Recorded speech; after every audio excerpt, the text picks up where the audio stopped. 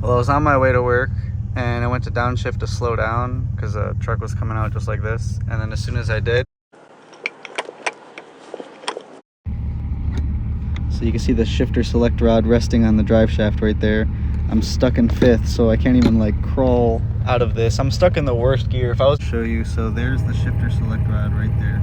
And it is disconnected from the transmission. It's just resting on the side of the drive shaft. Here we are on the side of the road.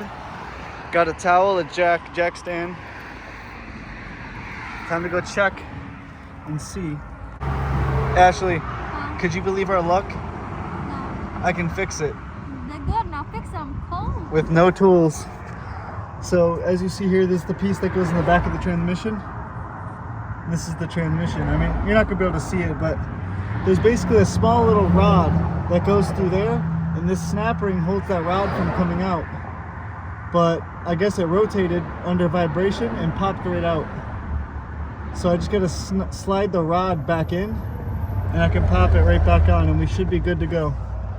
I did bring a second one of these from my other transmission. It's the same, the get track. As you see, there's a little metal rod going through. I just have to take this out. There we go, don't want to lose this. And we'll pop it right back in. All right, I didn't want to film because I couldn't see anything anyway, but look, I got it.